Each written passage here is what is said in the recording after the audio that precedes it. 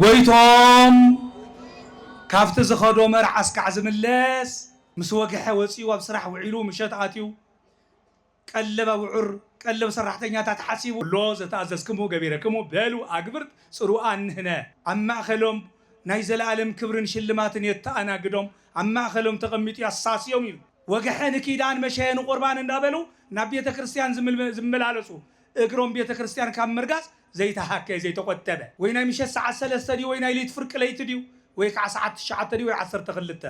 ብዝመፀይ ትፈልጥዎ ንሞ ተዳሊኹም ፅንሑ ኣብዛ ስራሕ እዚኣ ተፀሚድኩም ፅንሑ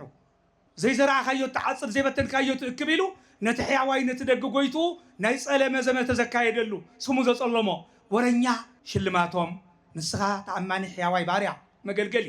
ኣብ ውሑድ ነገር ተኣሚንካ ኢኻ እሞ ኣብ ብዙሕ ነገር ክሾመካ እየ ኣብ ሓጎስ ጎይታኻ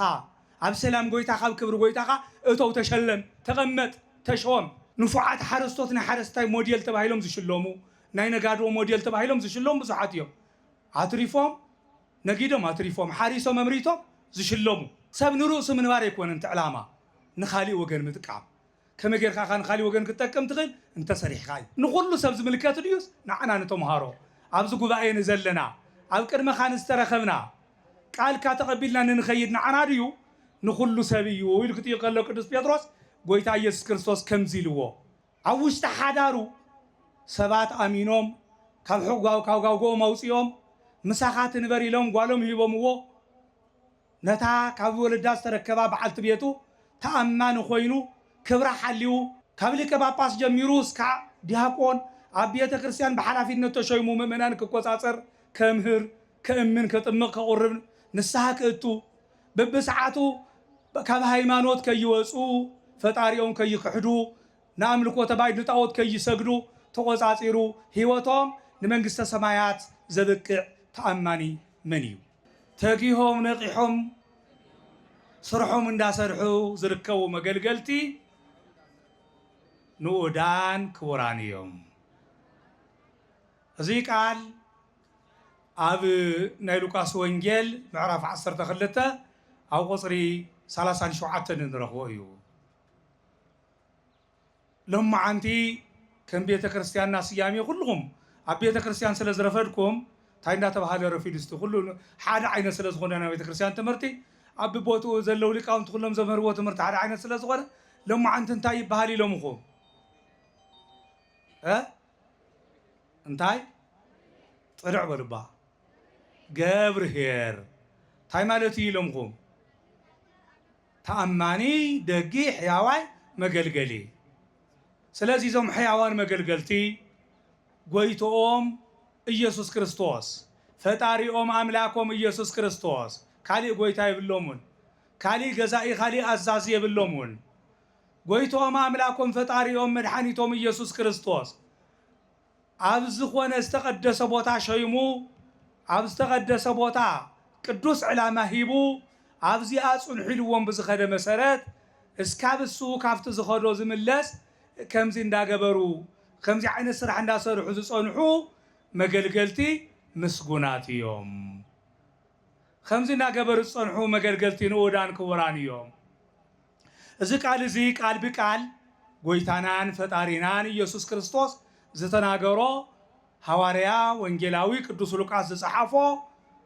ኩሎም ሐዋርያት ዝሰበኽዎ ዝመስከርዎ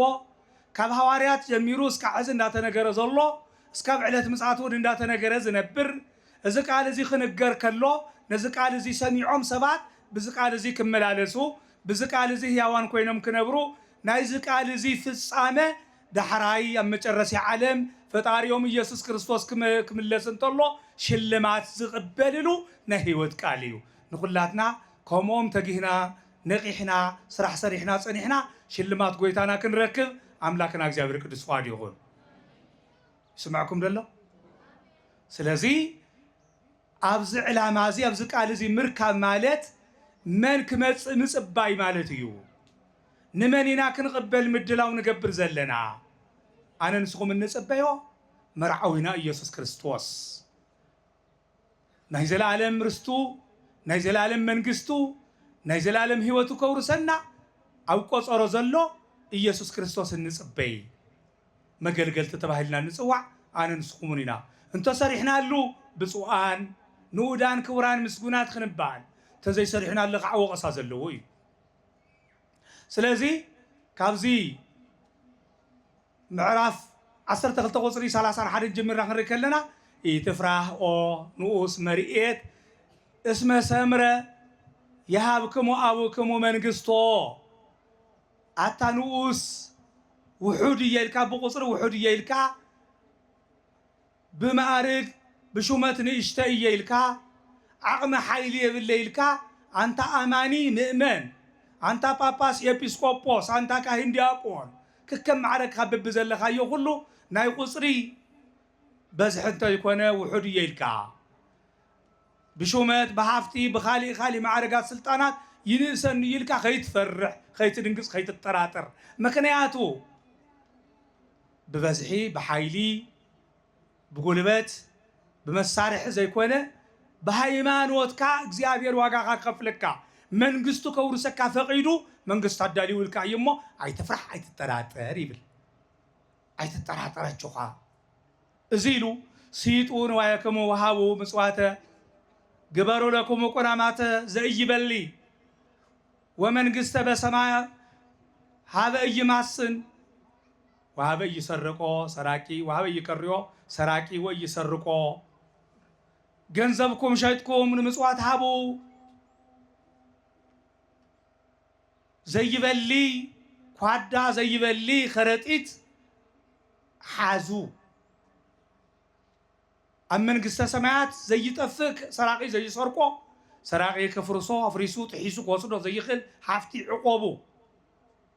መዝገብኩም ኣብ ዘለዎ ልብኩም ኣሎ እዩሞ ይብል ገንዘቡ ብምጽዋት ዝሃበ ሰብ መንግስተ ሰማያት ይዝሓስብ መዝገበው እዩ ገንዘብ ህይወቱ በብህትውና በምንኩስና ንእግዚአብሔር ዘግዘአ ሰብ መንግስተ ሰማያት ይዝሓስብ መነዋብሩኡ አው እዩ ኩሉ ነገሩ ንእግዚአብሔር ዘረከበ እግዚአብሔር ዘቀደመ ሰብ ልቡ ኣብ መንግስተ ሰማያት እዩ ዕላምኡ እሱ ስለዝኾነ ኣብዚ ምድሪ እዚ ሃፍቱ ዘቐመጠ ኣብ ባንክ ገንዘቡ ዝዓቆበ ስለናይ ባንክ ወለድ ስለናይ ባንክ ምንቅስቃስ ይሓስብ ሃፍቱ ንብረቱ ብማተርያል መልክዑ ዘቐመጠ እቲ ንብረቱ ከመይሉ ውዒሉ ሓዲሩ ካብ ኢድ ሌባ ናፃ ድዩ ክስረቕ ክጠፍእ ዶ ይኸውን ኩሉ ግዜ ይሓስብ ይጭነቕ ማዕዘ ሸይጠ ለዊጠ ከትርፈሉ እንዳለ ይሓስብ ይጭነቕ መዝገቡ ኣብ ምድሪ ስለዝኾነ እዚ ማለት ግን ኣብ ምድሪ ብዝሰራሕካዮ እዩ ናይ መንግስተ ሰማያት ሃፍቲ ክርከብ ዝከኣል ኣይትስርሑ ማለት ኣይኮነ ስራሕ እግዚአብሔር መጀመርያ ንኣዳም ዝሃቦ መምርሒ ወፂኻ ወሪድካ ነዛ መሬት እዚኣ ፅዒርካ ግዒርካ ብልዓያ ተባሂሉ ይስተዋሃበ ስራሕ ኣይኮነን ዝነቅፍ ጎይታና ብትምህርቱ ሐዋርያቱን ብትምህርቶም ስራሕ ኣይነቕፉን ግን ሰሪሕካ ንርእስኻ ጥራሕ እንዳሰራሕካ ትነብር ተኮይንካ ህይወት የብልኻኒ ንባዕልኻ ጥራሕ ትሰርሕ ተኮይንካ ህይወት የብልኻን ንባዕልኻ ጥራሕ ትነብር እንተኮይንካ ኣይነበርካዮን ነይርካ ኣይትበሃልን ስለዚህ ናይ ምንባርኻ ምልክት ምስ እግዚአብሔር ክትነብር ተለኻ ካብ እግዚአብሔር ዝተዋሃቡ መምርሕታት ክትፍፀም ተለኻ ኣብዚ ወንጌል እዚ ዝተጻሕፈ ሕጊ ተግባራዊ ክትገብሮ ተለኻ ብህይወት ኣለኻ ኣብዚ ምድሪ እውን ነይርካዮ ኣብቲ ዓለም እቲ እውን ትነብሮ ናይ ክልተ ዓለም በዓል ሃፍቲ ትኸውን ተዘይ ኮይኑ ናይ ክልተ ዓለም ስደተኛ ትኸውን እዩ ዘብዚ ኒ ሃፍቲ እውን ክተርፍ እዩ እቲ ዓለም እቲ እውን ኣይትረኽቦን ናይ ክልተ ዓለም ስደተኛ ትኸውን ስለዚ ጎይታና አምላኽና መድኃኒና ኢየሱስ ክርስቶስ እዚ ምስ በለታ ኢሉ ንኣብነት ዘቐመጠልና ነገራት ኣለው ኩኑ እንከ ከመ እደው እለ ይጸንሁ እግዚኦም እስከ ይኣትዉ እምከብካብ ወመጺኦ እምከመ መጺኦ ወጎድጉይዶ ያርህውዎ ሶብያ በሉ ከምቶም ምሩፃት ሰባት ኩኑ ከመ እደው ሄራን ከምቶም ሕያዎት ከምቶም ደግታት ከምቶም ኢዶም ንምጽዋት ኣፎም ንጸሎት ልቦም ንየዋህነት ንትዕግስቲ ልቦም ንፍቕሪ ንትሕትና ንትዕግስቲ ዝተገዘአ ንጽህናን ቅድስናን መግለጺኦም ዝኾነ ብእምነትን ብተስፋን ጸኒዖም ዝነብሩ ከምቶም ደግታት ሕያዎት ሰባት ከምኦም ኩኑ ጎይቶኦም ካብቲ ዝኸዶ መርዓ ጎይታ ኢየሱስ ክርስቶስ ብእርገት ክኸይድ ከሎ ዳግም ኣብ ልዕሊ ሙታንን ሕያዋንን ክፈርድ ከም ዝመጽእ ቆፀሮ ሒዙ ስለ ዝኸደ ቆፀሮት ሒዝና ስለ ዝኸደ ሽዑ ክምለስ ከሎ ተጊሆም ነቂሖም ይጸንሑ እሞ መጺኡ ካንኳሕኩሕ ተሎ ድቃስ ስለ ዘይወሰዶም ብስራሕ ተጸሚዶም ስለ ዘለው ሰራሕተኛታት ስለ ዝኾኑ تجوهات سلزخونو كما ستلو بركو حواخبل تلو قلطيفهم يخفتوو قلطيفهم يخفتوو مو سلازيلو بصوان مونتو اغبرت اللي ركوهم اكزيوم انزا كمز يقبروا يتقهو كمزي እንዳሰርሑ استزودق እንዳልዕሉ استزطمه እንዳعنገሉ ነተዛዓረቀ እንዳልበሱ ነተጸመه እንዳስተዩ ነተአሰረ እንዳጠየቁ ነተሐመመ ምሕረት ይሃብካ እንዳበሉ እንዳሐብሐቡ ዝጸንዑ እሶም ከምዚ እንዳገበረ ዝጸንዑ ሰባት ንኡዳን ክቡራን እዮም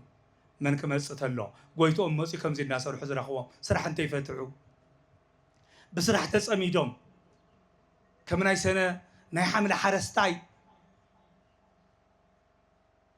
مسواق حواسي وبسرعة وعلوم مشات عاتيو قلب وعر قلب سرحتين تحسبوا زدك سلا ساعات زيادة بحال زي الله بتجهاد 3-4 ور عندها تجا متجرسيا كافتكم تحدار دما نايد خامو ناي سعر وسيت مهرتو كم زصبي مهرتو كم زحفس مهرتو حافظ قطرو كم زملء عمت اسكام عمت انت يتجنق قلون قلب خالوتن كيلو فتارينا مسجنه ذكرنا ذكره عصرات بكرات وصيو جزو جباب جزو غاشا تقبله كم زنبر جغنا حرستاي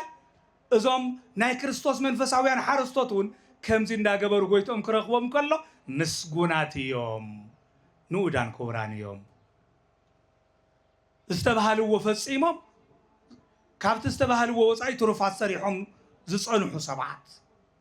ጎይታና ብሉቃስ ወንጌል ሉቃስ ምዕራፍ 17 ቁጽሪ 7 ከም ዝነገረና ኩሎ ዘተኣዘዝክሙ ገቢረክሙ በሉ አግብርት ጽሩአን ንህነ ተተኣዘዝክምዎ ትስርሕዎ ዝተባሃልኩም ነገራት ኩሉ ፈጺምኩም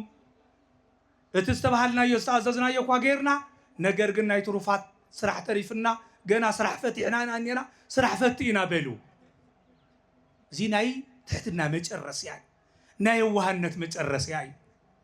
ሰሪሕካ ይስራሕኩን ሂብካ ይሃብኩን አገልግልካ ያገልግልኩን ጾምካ ጸሊኻ አይጾምኩን አይጸለኹን ይተርፈኒ እዩ ኃጢአት ዘይብሉ ንጹሃ ባህሪ ቅዱስ ባህሪ ጎይታ ኢየሱስ ክርስቶስ ናተይ ኃጢአት ከወግድ ናተይ ድኻም ከቃልል ናተይ ጻዕሪ ከጥፍእ ናተይ ሸኽሚ አርሒቁ ክድርቢ ኃጢአት ዘይብሉ አምላክ ጾም ትጸውም ጸሎትን ትጽሊ ኣብ ጌቴ ሰማኒን ትሰግድ ዝረኽቦ ጎይታ ኣለኒ ኣብ ልዕሊ መስቀል ወፂኡ ካሕሳ መከራ ተቐቢሉ ካሕሳ ዝኸፈለለይ ኣቦ ኣለኒ እሱ እኳ በዘይዕዱ ክንድዚ ዝኣክል ሰሪዑ ኣነማ እንታይ ልዕለሉ እንታይ ነኽየ ገና ኣይጀመርኩን ክትብል ይግበአካ ክንብል ይግበአና ማለት ትስተዋሃበና መልእኽቲ ስለዚ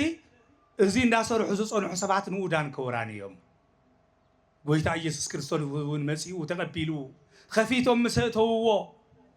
ብክብሪ ናብ ዝግብኦ ሞታ ወሲዱ ኣብ ማእኸሎም ናይ ዘለዓለም ክብርን ሽልማትን የተኣናግዶም ኣብ ማእኸሎም ተቐሚጡ ያሳስዮም ኢሉ ኣብ ማእኸሎም ተቐሚጡ ያሳስዮም ኣብ መንግስተ ሰማያት ወያረፍቆሙ ማእከሎም ويرفق ما يكلم ويكنت هابيه ويرفق ما يكلم وينصوص ويتلاكم حقوق تعاتيقو شت بيل تعاتيقو مالت تتمالف زي زنبر زغبرو تلوكو كجلص تله ينبر ام منግስተ ሰማያት معتاق مفتاح موداق من عليلن ነገር ግን ትማሊ እስካዕ መስቀል ኣብ ልዕል መስቀል ዝገበሮ ተዓጢቁ ዘገልገለና ዝተላኣኸና እቲ ጻውዒት እሱ ትክብርሱ ንመጨረስያ ዘብቅዕ ስለዝኾነ እስካ መጨረስያ ዘገልግል ስለዝኾነ ኣብ መንግስተ ሰማያት ክላኣኾም ይከልገልግሎም እዩ ኣብ ማእኸሎም ክቕመጥ እዩ ማለት ብክብራ ማእኸሎም ይቕመጥ ኣብ ማእኸሎም ኮይኑ ይምስገን ቅዱስ ቅዱስ ቅዱስ እንዳበለው እግዚአብሔር ነው ዘውቅዕ ሰው ሁሉ ክንዲ ምግቡ ክንዲ ክዳኑ ክንዲ መንባብሩ ምስጋና እግዚአብሔር እዩ ስለዚህ አው ክነብሩ እዮም አው ማእኸሎም ኮይኑ ምስጋናኦም ተቀቢሉ ምስጋናኦም መግብዎም ክነብር እዩ ንኹላትና ነው ያብቃዓና ስለዚህ ኣብዚ ከምዚ ዓይነት ክብሪ እዩ ዘብቅዖም ኣየኖም ቶም ኣብዚ ስራሕ እንዳሰርሑ ዝተረኸቡ ቶም ዘይደቀሱ ቀትሪ ብስርቂ ብዓመፅ ብሸፈጥ ብምትላል ለይቲ ብስኽራን ብዳንሲ ብዝሙት ብዕብዳን ዘይተረኸቡ ካብዚ ዝተፈለዩ ወገሐን ኪዳን መሸየን ቁርባን እንዳበሉ ናብ ቤተ ክርስቲያን ዝመላለሱ እግሮም ቤተ ክርስቲያን ካብ ምርጋጽ ዘይተሃከ ዘይተቆጠበ ኢዶም ንምጽዋት ኩሉ ግዜ ዝተዘርግሐ እዚኦም ንኡዳን ክቡራን እዮም ምስግናት እዮም ከም ኣይሎም ስለ ዝረኽቦም ትጎይቶም ክመጽእ ተሎ ዋጋ ክኸፍል السيت كهب نايد خامهم حساب صابهم كهبهم خمس انت الله زيز لنا قويتانا يسوع كريستوس مو نسقم بزي قمتكم وبزي طرطركم ساعات سلازمص بخاليتي بسالسيتي ساعات وينا مشى ساعات سلسدي وينا ليت فرق ليت ديو ويك ساعات شعات ديو 10 تخلته بزمص يتفلطوا ونمو تداليهم صنحوا ابزا صراحه زياده تصميدكم صنحوا إلو ويتانا أملاكنا مدحنينا يسوع كريستوس لما أنتي بتوم جنزب كنقدو هبوهم حمش تزوسد حمشته 4 غلت تزوسد 4 غيرو ما تريفهم عربي حمم سيوم بزيكا اتهوكو يتسنف اتورنيا اتو زي سمسم زهب اتو نايقويتو سم زسلمه زي زرع خيو تعصر زي بتن خيو تكبيلو نتحيا واي نتدق قويتو ناي صلمه زمه تزكايدلو سمو زصلمو ورنيا زي ترأيه زي رأيه مسكر زي سمع زارب حكيتنيا أكوي باريا أكوي مجلجلي بزي كان السو تم خلتن تاي تباهيلهم تسميعهم شلماتهم نسخة تعماني حياوي باريا مجلجلي بوحود نجرت عامين كاي خمو عبزح نجر كشومة كاية هب حقوس قويتاخا هب سلام قويتاخا بكبر قويتاخا اتو تشلم تغمت تشوم تباهيلو صبو كاب قويتا كسمع زقبو كاب قويتا كركب زقبو ناي كبر قال تواهيبوم يو ناي كبر بعد بيت املاكنا اغزابير اب قدمي نخبرلو سراح كنسرع ناي مستوعل ጸጋን ሁላትና ያድለና ባይሙሮ ናስተውዕሎ ኣብዛ ዓለም እዚ ዘሎ ኣብ ሰማይ እውን ዘሎ ኣባላይ ምክንያቱ ኣብ ቅድሚ بمنجست حلافنت أو منجست حلافنت يبوه تأمين استرخبسه تشلامي كالي تعرفوا أفزع على مزي خلاتكم كم تفلتوا نفعات حرستوتنا حرستاي موديل تبعيلهم زشلومو ناينا قادروا موديل تبعيلهم زشلوم بصحاتيهم عطريفهم نجيدهم عطريفهم حارسهم أمريتهم زشلومو مكنياتو نبعلم كوينهم نخالي وجن كتوغم ويومي نخالي وجن متقامي تعلامة سب نروس من واري يكون انت علامة نخالي وجن متقام كما غير خان خالي وجن كتكم تغل انت صريح خاي سلازي بخمزي مبال قد غويتانا يسوع كريستوس አብነት ገይሩ ዝተናገሩ ኣብዚ ምድር እዚ ከም ንሪኦ ኣብ ሰማይ እውን ንባዕልና ንሰርሕ እሞ ካብና ባዕልና ካብ ዝረኸብናዮ ሃፍቲ እግዚአብሔር እዩ ኣይኮነን ንብረትና ኣካልና ህይወትና እውን ናይ እግዚአብሔር እዩ ብምእማን ትሩፋት ክንሰርሕ ከለና ሽልማቱ ንዓ ብንእሽተይ ብውሑድ ነገር ተኣሚንካ ኢኻ ኣብ ጎይታ ኣብ ናይ ጎይታኻ ሓጎስ ኣብ ናይ ጎይታኻ ርስቲ ኣብ ናይ ጎይታኻ መረበት ኣብ መንግስተ ሰማያት ዕረፍ ተቐመጥ ተሾም ተሸለም ንበር ክበር يبحال እግዚአብሔር አምላክ ንዝጸጋዝ ይብቃዓና እስኪ ብደም ብንጸሊ ንስርሐሉን ስለዚህ ጎይታና አምላክና መድኃኒና ኢየሱስ ክርስቶስ ናይ መጨረሻ ቅዱስ ጴጥሮስ ታይልዎ ቅዱስ ጴጥሮስ ንጎይታን ኢየሱስ ክርስቶስ ከምዚ ይጠይቅዎ ዝምሳሌ እዚ ንዓና ንሐዋርያት ንተምሃረ ኻድዩስ ወይ ከዓ ንኩሉ ዓለም እዩ ኢልዎ ንኩሉ ሰብ ዝምልከት ድዩስ ንዓና ንተምሃሮ ኣብዚ ጉባኤ ንዘለና ኣብ ቅድመ ኻን ዝተረኸብና ቃልካ ተቐቢልና ንንኸይድ ንዓና ድዩ نخل سبيه ويلكتي قال له قدس بيتروس قويتا يسوع كريستوس كمزي لو منو انقا وقتو مقابي مؤمن وطبيب زي سيمو اغزيو لا الى كل سبع بيتو كما يحبو موسى سايمو ببغيزيو نعهم طرح ما يكون نسو كله يو استي يبز عالم زي بمثالي خنغركامو حدا بعل صقا نبرتو كان نحدرولو ሰራሕተኛታቱ ኮቆጻጸረሉ ተአማናይ ሹም ገይሩ ዝሾሞን ምን ይልክ ለባም ብልሂ አዋቂ ስነ ስርዓት ዘለዎ ትዕግስት ዘለዎ ገንዘብ ዘየሽምጦ ስስዐ ዘይብሉ ፍቅር ገንዘብ ዘይማረኾ ብጉቦ ዘይጥርጠር ገንዘብ ዝጸል ዝንዕቕ በሐቂ ነቶም ሰራሕተኛታት ተቆጻጺሩ አማሓዲሩ ببسعاتو مقبوم كهوم زخيل تأمان مقرقلي منيو من يسكحزي ملث كاباخوميو تأمان مقرقل منيو عبنا يوغل كتكال تشويمو نقويتو زحقوس قويتو حافتو قويتو زي سرق نتمو زلو سرحتنياتات ببسعاتو زي مقبوم زي محادرون منيو عبيتا منقست تشويمو هزب بقنعنا بتأماني نزقلقل قبل عيد هزبي عمس شفت زي يوسد سلطانه تمكحو دخا زي يتكع منيو بالهط وبنيا من يزي عوشت حدارو سبات امينوم كاب حقاو كاوغاو موصيوم مساخات نبري لهم قالهم يبومو نتا كاب ولدا استركبا بعلت بيتو تأمان خوينو كبره حليو بتستعززو سرعات باصنيعو زنبر اب حدارو تأماني منيو كابليك باباس جميروس كا دياقون ابيته كريستيان بحلافينته تشيمو مؤمنان كقصاصر كمهر كأمن كطمق كقرب نسحا كأتو ببسعاتو كاب هايمانوت كيوصو ፈጣሪኦም ከይክሕዱ ናምልኮ ተባይድ ጣዖት ከይሰግዱ ተቆጻጺሩ ህይወቶም ንመንግስተ ሰማያት ዘብቅዕ ተአማኒ መን እዩ እዚ ሁሉ መን እዩ ዝተሾመ ብልዕል ዚሉ ጎይታ ኢየሱስ ክርስቶስ ቅዱስ ጴጥሮስ ጠይቅዎ ስለዚ እዚኣ ዝገብር ከምዚየ ናብዘን ተአማኒነት ዘን ጸኒዑ ዝርከብ እቲ ጎይታ አሚኑ ኣብ ልዕል ኹሃፍቲ ሁሉ ኣብ ልዕል ንብረቱ ኣብ ልዕል ገጽ ሁሉ ይሾሞ የሰልጥኖ كم دلايو كونن يقبرو اتي خفو باريا جن قويتاي زمصلو ساعات غنا ايو اندابله نايتوم سبات مغبوم نانتقه مسازواري مسازماري ازماري دابله انداستيه سبات اندحزنن نابكيه ينبرمو الصاب زي جمتلو ساعات قويتو مصيو كاب شموتو نتي قوريدو بلو ناي زلالم بخيات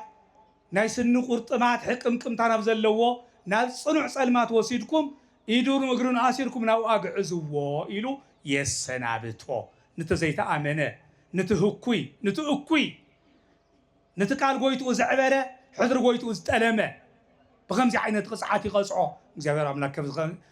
ተአማኒነትና ጉዲልና አይተአመንኩም እንተባይልና ከይፍረደና እግዚአብሔር አምላክ ይሰውረና ስለዚህ እግዚአብሔር በዛ ሰዓት እዚኣ ኣብዚ ገዳም እዚ ጸዊዕና ናብዚ ክንመጽ እንተለና مستم يواه أبونا بسوء أبونا أون إسحاق مستم قالهم زي عطفو ناتهم قال خبيرهم بيت كريستيان اتدليو زكناونو كوران حواتنا كمن لك سلطانات بزحالفه مزنب زي زنيوا من يتجميرو النوتات منكوسايات عبيت هنصت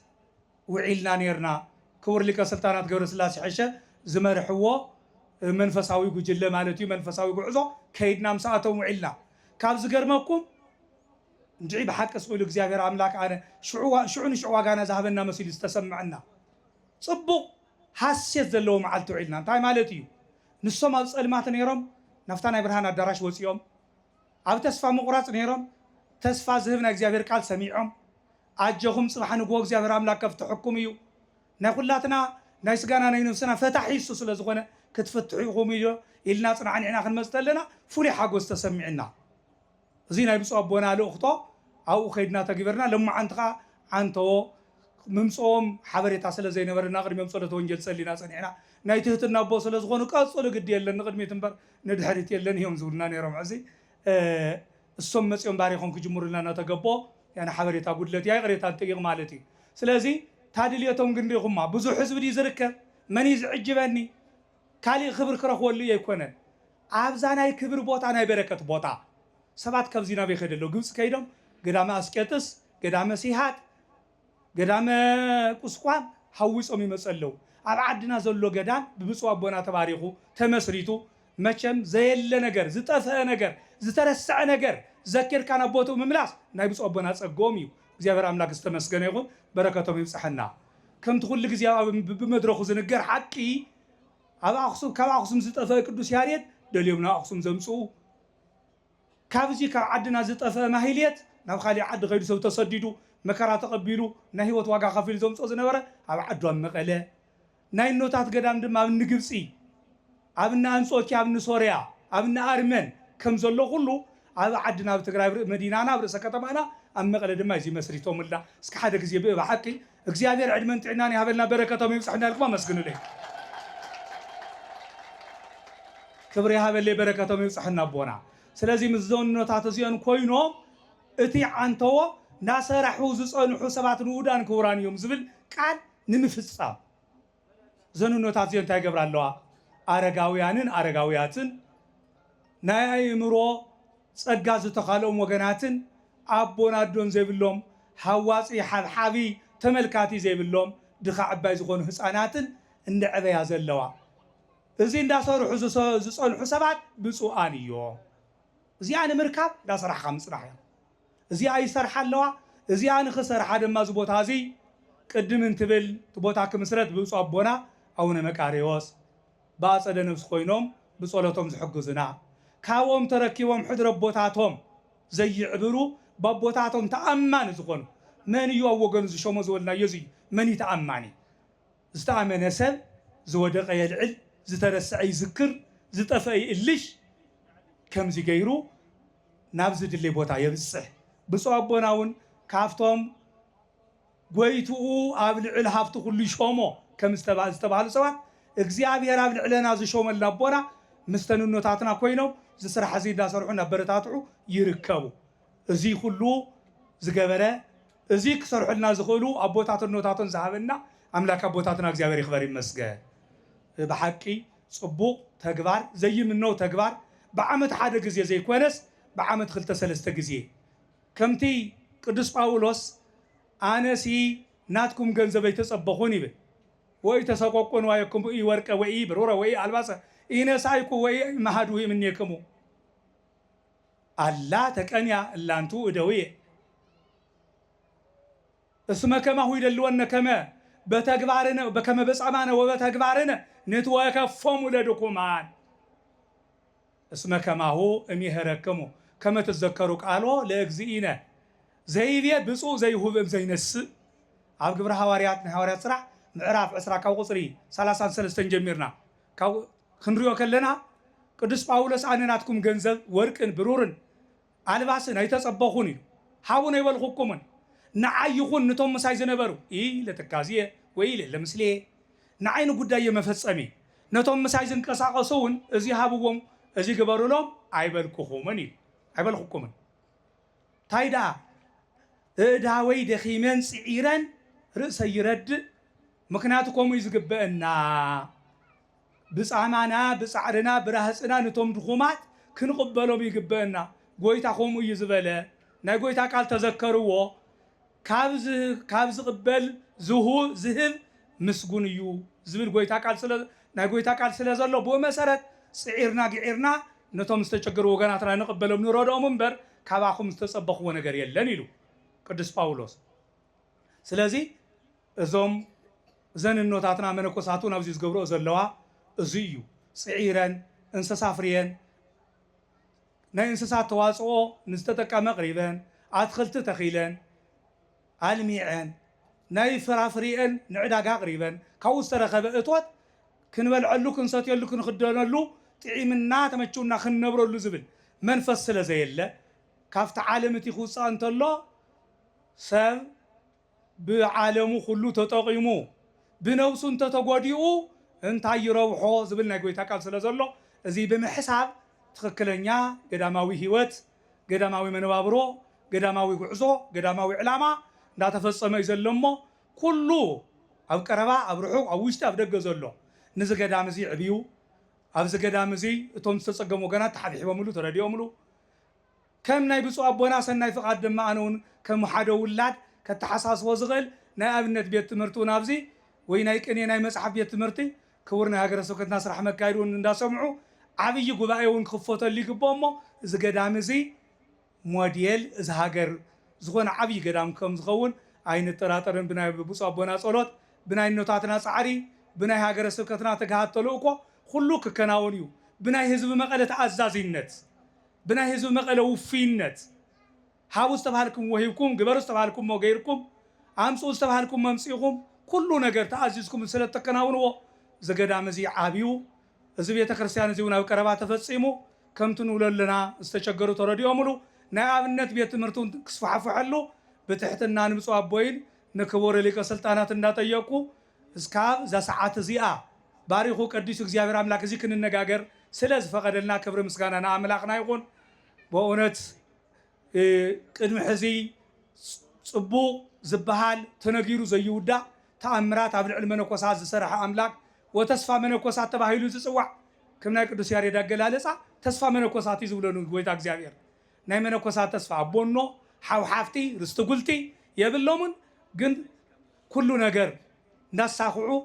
ታሪክ እንዳፀሓፉ ትረኽቦም እሞ ተስፋ መነኮሳት እግዚኣብሔር እዩ ዘከናውኖ ተስፋ መነኮሳት ተስፋ ኩላትና እግዚኣብሔር ተስፋና ገሃድ ክገብሮ ከለምንሞ ቅዱስ ፍቃድ ይኹን ሓደ ፍልይ ዝበለ ድማ ካብቲ ምእንቲ ሃይማኖት ምእንቲ ሃገር ምእንቲ ህዝቢ ዋጋ ዝኸፈሉ ጀጋኑ ሓርበኛታት ሰራዊቱ ናብ ዝገዳም እዚ ተረኺቦም በረከት ክካፈሉ ትዝደኸሙሉ ዋጋ ዝኸፈልሉ ኣካል ዝገበሩሉ ዕላማ ብዛዕባ እንታይ ነይሩ ዝብል ክሰምዕዎ ዝገዳም እዚ ከይበርስ ከይዓኑ እኖታት መነኮሳያት ኣንስቲ ካህናት ከይድፈራ